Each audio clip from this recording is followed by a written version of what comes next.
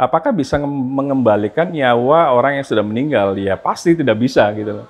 Solusinya apa? Pasti solusinya adalah majelis hakim memberikan efek jera. Kemudian bagaimana dengan keluarga, ahli warisnya, bapaknya, ibunya, adiknya, kakaknya gitu loh. Pasti tidak akan ada keadilan. Suara rakyat, suara Tuhan. Biasanya putusan hakim itu sama atau di bawah. Ingat Indonesia itu menganut Eropa Continental Justice System. Undang-undangnya siapa sih negara yang pembuat undang-undang Eropa Continental Justice System, Wetboek Strafrecht kita? Ternyata Belanda. Apakah putusan itu salah? Tidak. Putusan hakim sesuai adegiumnya harus dihormati bahwa putusan itu adalah benar.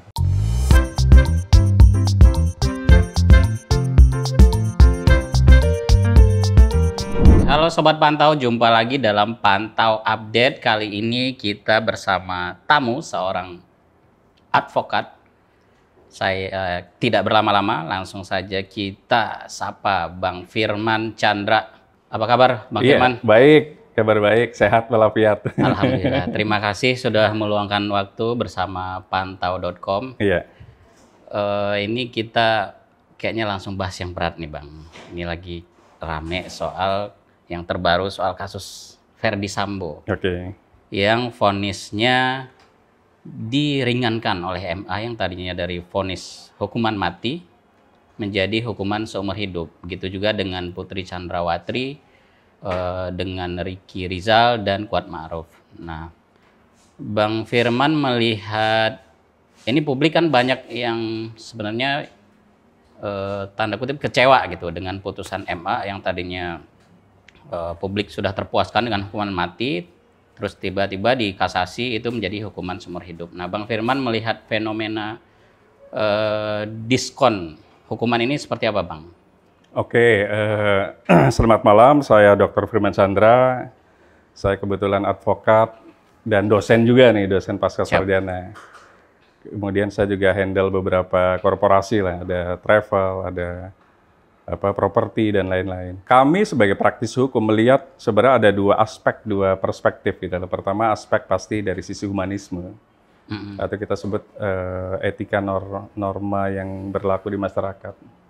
Kemudian yang kedua perspektif dari ilmu hukum sendiri. Kalau kita melihat satu aspek saja, humanisme atau etika atau dogma di masyarakat, memang pasti akan melihat kok tidak ada sebuah keadilan gitu lah. Kok tidak ada sebuah kemajuan, malah katanya kemunduran. Memang kalau kita lihat dari sisi keadilan, teori keadilan juga kan banyak juga. Ada yang dari Socrates, Aristoteles, kemudian John Rawls, dia bikin buku TJ namanya, Theory of Justice. Itu juga pasti berbeda-beda. Gitu.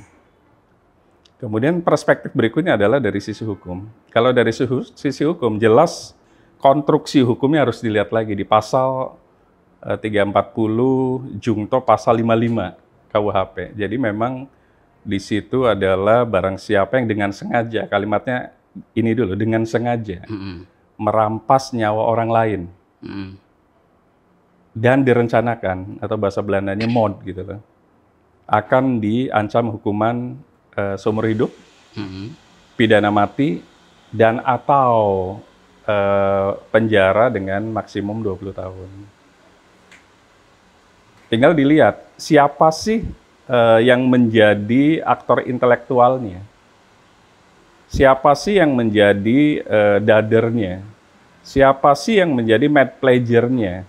Siapa sih yang hanya sebagai turut sertanya gitu lah. Ternyata dalam fakta persidangan harus dibuktikan dulu. Dan di Pengadilan Negeri Jakarta Selatan sudah diputus. Meskipun melalui proses serangkaian sidang, ada sidang dakwaan, kemudian eksepsi, kemudian berikutnya pembuktian, kemudian berikutnya saksi ahli, baik dari JPU ataupun dari kuasa hukum dan terdakwa. Dan memang putusannya cukup fantastis, artinya seorang jenderal yang notabene mestinya menjaga etika lah, itu kan divisi propam gitu, divisi yang memang sangat strategik, dia mengawasi internal yang ada di Kepolisian Republik Indonesia. Dan diputus dengan ancaman hukuman pidana mati. Itu maksimum.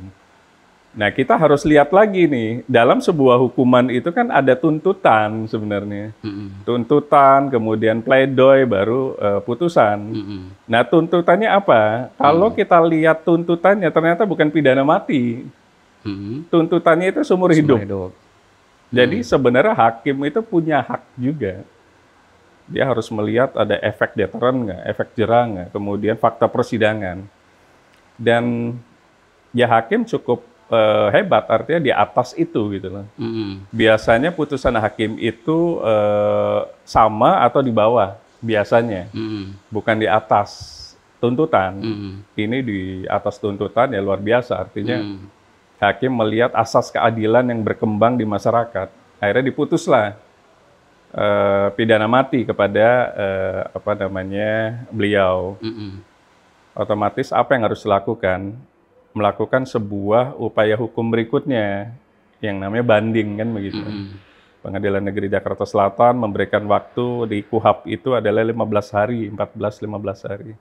14 hari kalender, kemudian harus segera didaftarkan untuk melakukan upaya hukum banding ke Pengadilan Tinggi DKI yang ada di Cempaka Putih.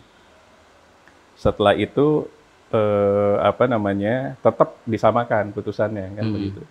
Sesuai dengan putusan yang ada di Pengadilan Negeri Jakarta Selatan, tetap pidana mati juga. Apa yang harus dilakukan oleh kuasa hukum ataupun terdakwa? Masih ada upaya hukum. Ingat, Indonesia itu menganut Eropa Continental Justice System. Pembuat undang-undangnya siapa sih negara yang pembuat undang-undang Eropa Continental Justice System, Wetboek Strafrecht kita? Ternyata Belanda. Belanda juga meniru Eropa Continental Justice System dari Perancis. Jadi Perancis, Belanda, Indonesia itu sistem hukumnya sama. Artinya ada upaya hukum yang dilakukan bagi yang tidak puas, apakah itu jaksa penuntut umum ataupun kuasa hukum terdakwa dan atau terdakwa. Dilakukanlah upaya hukum yang namanya terakhir selain banding adalah kasasi. Ternyata pada saat kasasi, hakim yang memutus itu memberikan putusan yang berbeda. Artinya menganulir semua putusan baik pengadilan negeri ataupun pengadilan tinggi. Disamakan ternyata dengan tuntutan, bukan disamakan dengan putusan pengadilan tinggi dan pengadilan negeri. Apakah itu sah? Sah saja. Karena apa? Itu hak prerogatif dari majelis hakim, 3 orang, diketuai Pak Soehardi yang saya tahu, kemudian ada hakim anggotanya, dan mereka tidak ada sidang terbuka. Akhirnya sidang tertutup, karena memang sidang terbuka hanya ada di Pengadilan Negeri pertama, dan nanti PK kalau memang dilakukan PK. Diputus dengan berubah dengan seumur hidup. Nah, kalau memang begitu, apakah putusan itu salah? Tidak. Putusan hakim sesuai adegiumnya harus dihormati bahwa putusan itu adalah benar. Tinggal siapa yang tidak puas, silakan melakukan upaya berikutnya. Namun faktanya sesuai KUHAP kita, yang boleh melakukan upaya hukum luar biasa yang namanya peninjauan kembali itu hanya bisa terpidana, ahli warisnya, dan atau kuasa hukumnya. Jadi sudah ketutup nih, JPU tidak bisa melakukan upaya tersebut, meskipun sebelumnya boleh. Tapi dianulir oleh putusan Mahkamah Konstitusi di bulan April kalau salah tahun 2023 ya. Bahwa yang boleh melakukan upaya hukum luar biasa itu hanya terpidana, ahli warisnya, dan atau kuasa hukumnya. Jadi ya JPU nggak bisa apa-apa lagi. Ya inilah putusan terakhir. Ini adalah putusan final and binding. Ini putusan yang sudah berkekuatan hukum tetap. Bahasa Belandanya inkrah. Artinya, ya ini putusan yang harus dijalani oleh terpidana Verdi Sambo dan kawan-kawan. Verdi Sambo mungkin seumur hidup. Istrinya jadi 10 tahun, yang lain ada yang 8 tahun, ada yang 10 tahun juga. Artinya itu hak dari majelis hakim. tinggal dijalani, otomatis dipotong masa tahanan selama menjalani sebelum sidang itu dilakukan. Mereka ditahan kalau nggak salah sebelum putusan pengadilan, jadi tahanan itu masih wilayah kepolisian. Nah itu nanti dipotong masa tahanan. Dipotong masa tahanan, nanti ada remisi. Remisi itu ada remisi umum dan remisi khusus. Remisi umum itu remisi yang dilakukan pada saat 17 Agustus. Remisi khusus sesuai dengan keagamaan. Kalau Muslim Idul Fitri, Kristen di Natal, mungkin kalau agama lain di Galungan atau Kuningan dan lain-lain. Jadi itulah hukum yang dianut oleh Indonesia, Belanda, dan Perancis. Kita nggak bisa bilang mana yang lebih baik, apakah Anglo-Saxon atau Eropa Continental Justice System. Tapi ya itu yang harus kita anggap, putusan majelis hakim itu adalah putusan yang benar. Karena kita tidak boleh mengatakan putusannya salah. Tinggal yang nggak puas melakukan upaya hukum berikutnya. Namun yang sekarang kan tidak bisa, JPU. Artinya JPU harus mengamini putusan terakhir. Tinggal ya Verdi Sambo dan istrinya dan teman-temannya itu harus menjalani di sebuah tempat yang namanya lapas, yang mungkin kemarin rutan. Rumah tahanan rutan itu adalah tahanan titipan sebenarnya, karena belum inkrah. Setelah sudah inkrah, sudah final and binding, itu harus segera dipindah ke sebuah tempat namanya lembaga pemasyarakatan untuk dibina, dan pasti di situ dihitung remisi dan lain-lainnya. Dalam putusan itu kita tahu juga bahwa ada 2 hakim yang DO ya, yang dissenting opinion.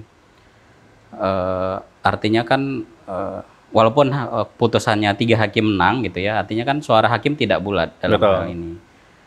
Apakah bisa kita katakan dari hukuman mati menjadi seumur hidup, dari 20 tahun menjadi 10 tahun, dari 12 tahun menjadi 8 tahun, kira-kira ini kalau bahasa awam ya Bang ya, bukan dari bahasa umum, ini fair nggak sih gitu dengan hal yang sudah dialami oleh keluarga Brigadir Joshua gitu. Dissenting atau DO itu adalah hal wajar. Banyak kasus juga ada beberapa hakim yang memutus sebagian DO gitu. Tapi balik lagi ini kan voting. Kemudian balik lagi terkait dengan asas keadilan. Apa sih yang keluarga adil nggak? Memang susah sih, banyak kasus. Contoh ya, ada beberapa kasus jurisprudensi sebelumnya. Pertama, kasus ada seseorang yang nabrak di daerah Patung Patani kalau nggak salah, itu 7 orang meninggal. Kenapa diputus cuma 7 tahun terdakwa tersebut gitu lah. Majelis hakim melihat karena faktor ketidaksengajaan. Kedua, masih muda ternyata si terdakwa tersebut, dan tidak bisa menggantikan nyawa 7 digantikan 1 gitu loh. Akhirnya majelis hakim sesuai keputusannya ya memberikan putusan hanya 7 tahun. Kemudian kasus Jessica juga sama gitu kan. Artinya tidak seumur hidup. 20 tahun malah gitu loh. Jadi kalau dibilang keadilan, coba lihat jurisprudensi kami sebagai praktisi hukum, coba melihat hal-hal yang sifatnya sama. Ada yang sengaja, ada yang tidak sengaja, ada yang sengaja dan direncanakan. Tapi putusannya oke lah, misalnya Jessica, tetap 20 tahun, padahal kan faktanya katanya disengaja, direncanakan. Namun faktanya kan 20 tahun. Kemudian bagaimana solusi untuk keluarga brigadir? Ada beberapa tahapan di hukum acara kita itu sebenarnya ganti rugi. Seperti kemarin ada Mario Dendi kan, itu kan jurisprudensi juga, keluarganya minta ganti rugi. Mungkin itu bisa dijalankan kalau menurut saya, karena apa? Kalau kita ngomong apakah bisa mengembalikan nyawa orang yang sudah meninggal, ya pasti tidak bisa gitu loh. Solusinya apa? Pasti solusinya adalah majelis hakim memberikan efek jera. Kemudian bagaimana dengan keluarga, ahli warisnya, bapaknya, ibunya, adiknya, kakaknya gitu loh. Pasti tidak akan ada keadilan kalau ngomong begitu, karena ya sudah meninggal, mau gimana lagi? Nyawa nggak bisa diambil lagi gitu loh. Solusi berikutnya adalah mungkin diajukan restitusi gitu loh, ganti rugi mungkin. Paling itu memang tidak akan bisa berapapun nilainya, amount-nya, rupiahnya, menggantikan nyawa itu nggak akan bisa gitu loh. Karena nyawa tidak bisa di-compare atau digantikan, disubstitusikan dengan angka dalam bentuk rupiah misalnya. Tapi paling itu yang bisa dilakukan.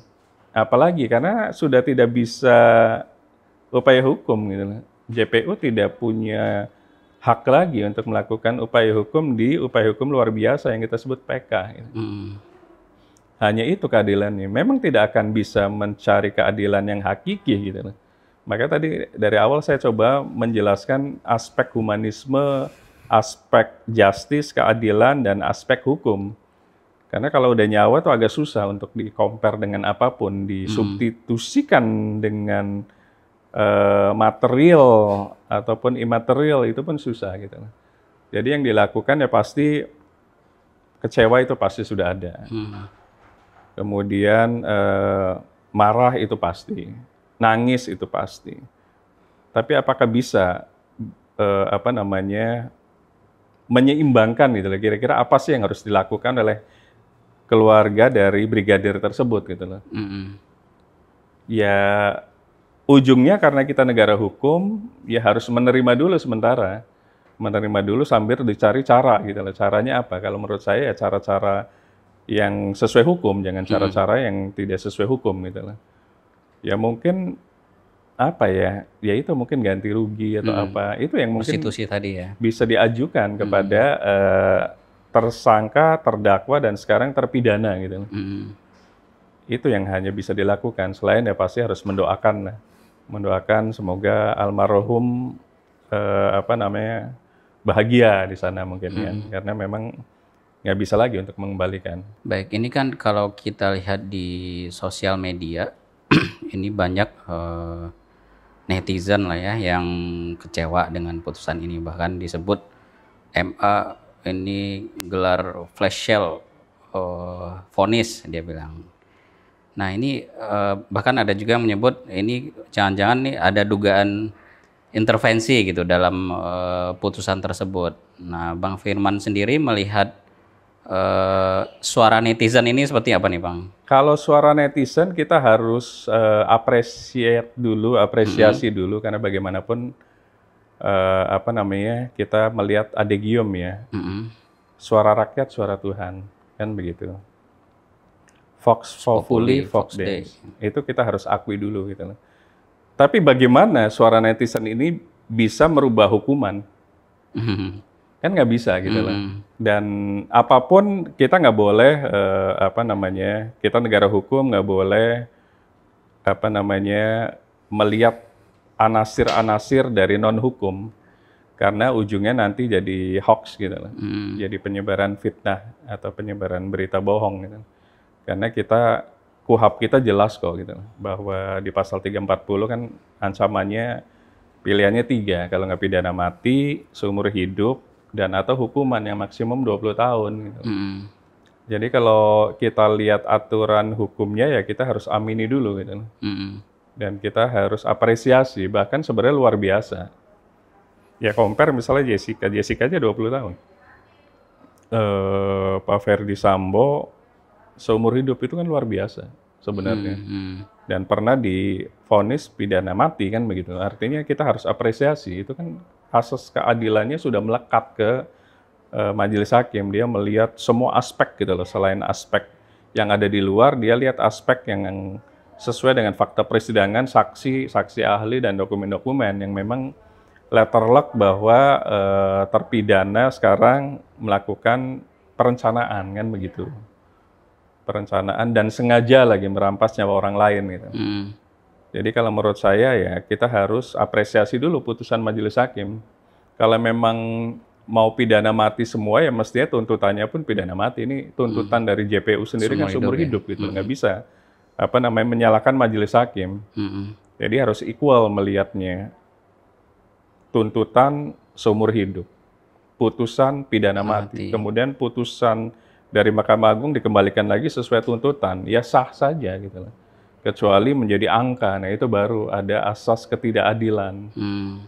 Turun jauh kan. Ini aja luar biasa. Semestinya majelis hakim putusannya adalah seumur hidup. Seumur hidup ya. Iya kan, karena sesuai dengan tuntutan. Hmm. Tapi diputus melampaui tuntutan itu jarang ada. Hmm. Biasanya di bawah dari tuntutan biasanya. Ini kan luar biasa.